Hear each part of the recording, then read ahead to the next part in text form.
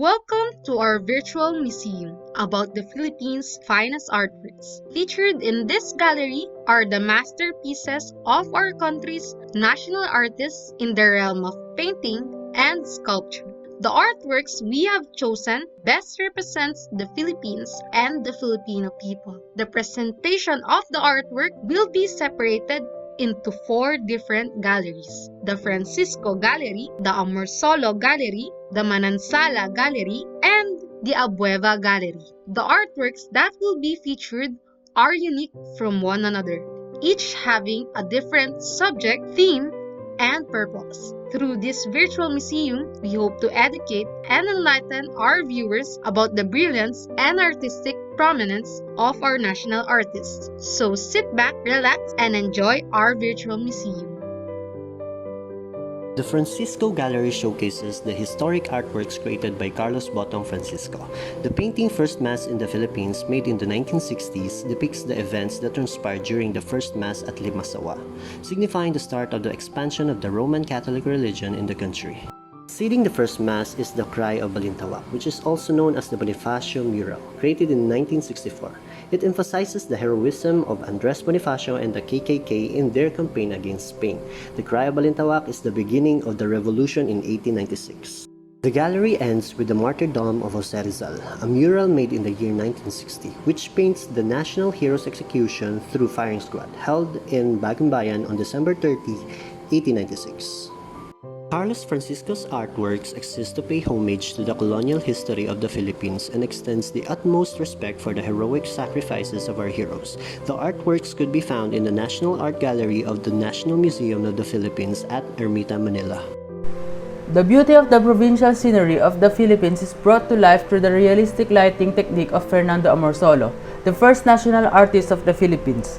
On a sunny day under the clear sky, farmers are shown planting in rice paddies in the painting Planting Rice, which was created in year 1949. The artwork represents the Filipinos' diligent and hardworking character as well as the beauty of the Philippine landscape. On a special day of commemorating saints, it is a common event during fiestas for the community to perform the tinikling, a traditional folk dance shown in the painting The Tinikling Dance, which was made in the year 1957. The rich culture of the Philippines is emphasized through this artwork. Nothing rivals the Filipino beauty as evident in the portrait Fruit Gatherer from the year 1950. The morena skin tone and the elegance of the Filipina is marvelously captured through Fernando Amorsolo's masterful use of light in his painting. When it comes to enticing pride in our physical appearance, the beauty of our natural landscape, and our cultural way of living, no other artist comes close to the masterpieces of Fernando Amorsolo. Contrary to the previous artworks, the Manansala Gallery portrays the suffering, adaptation, and resilience of our Filipino people in times of hardships. Vicente Manansala's masterpieces revolve around the aftermath of the Second World War, which devastated the Philippines. Poverty is apparent in the painting Madonna of the Slums from the year 1950. A soiled mother and child are portrayed in a barrio under a gloomy and depressing atmosphere. The urban living environment in Manila as a result of the war is a primary inspiration of the artwork. If anything else, we Filipinos take pride in being able to push through challenges by utilizing what little things we have. The painting Pounding Rice, made in 1949, is a prime example of what it means to make do with what is available. In a seemingly barren landscape, 4 women work together to dehull the rice grains to render it consumable. Helping one another is second nature to our countrymen. The Bayanihan spirit is manifested in Manansala's artwork Bayanihan from 1979. The men look as if they are made out of glass due to Manansala's pioneered transparent cubism, an innovation of the geometric cubism art movement. Transitioning from 2D to 3D art form, the Abueva Gallery consists of the sculptures made by Napoleon Abueva, the father of modern Filipino sculpture. Facing the start of a new millennia, Fidel V. Ramos envisioned the Philippines as newly industrialized country by the year 2000. The Figara was erected in response to this call for the development, where the Tamara or the Filipino people were given wings which will help them soar to the new heights and exceed their limits. In doing so, Villanueva sculpted tribute to higher education as homage to the program being offered by the university. It recognizes the earnest curiosity and desire for learning of the Filipino scholars in their never-ending studies.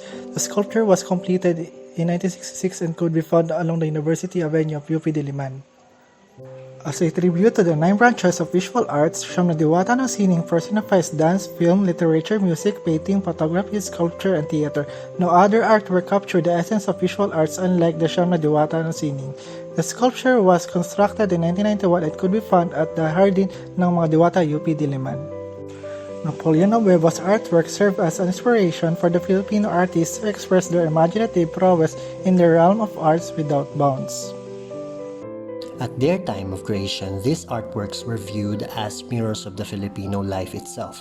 The figures and objects portrayed in the artworks often involve something related to the daily life and struggles of the Filipino people. This is not limited to just the physical, but also includes the spiritual aspects of life, religion, and beliefs in higher powers. Works of Fernando Amorsolo as it bent towards the natural and old lifestyle of the Filipinos, the artworks were viewed in the past as a reflection of a new form of nationalism despite the arrival of a colonization era. The period of these artworks was focused and perceived on a customary folk interest as a manifestation of the imagined portrayed in the sense of nationhood. Some historians in the past perceived that the artworks of Amorsolo depicts a symbolism for the Filipinos' desire to live from the engraved and cruel reality that they are facing and decided to just live in a bliss of simplicity. Focused on visions of reality, Vicente Manansala molded his artwork through post-war urban experience. The era of Manansala's artwork revolves around the social circle of Manila at a daily basis. It portrays the hardship and simplicity of life through their eyes, which still exists today. His paintings convey social awareness about the adaptation and sufferings of Filipinos after the Second World War, without romanticizing resilience. Some state that Manansala's art exemplified a solution to the issue regarding the use of modern Western idioms, local transformation, and social division. Through the colors of his paintings, the composition of works features a sense of evocative power, knowing that the influence of colonizer is present, but the true identity of Filipino culture would remain. The Philippine history is an inspiring, yet tragic story portrayed in the artworks of Carlos Francisco. Best known for his large-scale murals, Botong painted an era of modernism that is highly influenced by the world wars, free from the influence of romantic realism. His artworks tells the story of our ancestors' heroic sacrifices, how the revolution sparked through the writings of Rizal and Cries of Bonifacio. Some of his paintings portrays the changes of Filipino culture as Catholicism expands, which opens a belief of great spiritual sense. People perceive Francisco's murals as symbols of a newfound Filipino values, nationalism, and poverty drawn in graceful and hopeful lines. Over the past years, Villanueva, having the title of National Artist, has shaped the Philippine sculpture scene by utilizing modern resources as well as local and indigenous materials such as molave, acacia, ipil, and kamagong to create artworks replete with his nationalistic sensibility. Historians during his era stated that Filipinos struggled to cope up with industrial modernization due to lack of knowledge to utilize different resources. That is why Villanueva acknowledged as the father of Philippine modern art, as he was able to use many resources. Abueva single-handedly brought the medium of sculpture, which was then lagging behind painting, in step with modernism, as no material was spared from his works. Nowadays, we enjoy a much more advanced lifestyle compared to those from half a century ago, from the way we dress, travel, and communicate.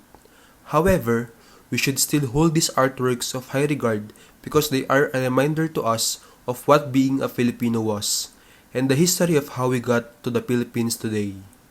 These relics allow the people of today and of the future generations to experience the life of Filipinos through the creativity of our artists. Working behind the scenes are as follows. Camille Mati as the introductory and closing as well as the author's section narrator. Miguel Enrique Garcera in the narration for the Francisco Gallery, as well as some parts of the critical race theory, KIENZLEUR ANGELO for the Amorsolo Gallery, as well as some parts for the Critical Race Theory, JERALD Vincent Cordova for the Manansala Gallery and some parts of the Critical Race Theory, Charles Dexter URSABIA for the Abueva Gallery, the dialogue for the Francisco Gallery and Amorsolo Gallery was written by Francine REINALD JASPEO. The dialogue for the Manansala and Abueva Galleries by John Calvin Villanueva, and the Critical Race Theory by Louis PAOLO LUMANGLAS. The information used in writing the dialogues were researched by RAHEENA ALCANTARA, Juan Vincent SALUD, CHRISEL and John Christian SAYSON. Finally, the audio, text, and video were stitched together by Goven Barrera. The following references in APA format were used in producing this video.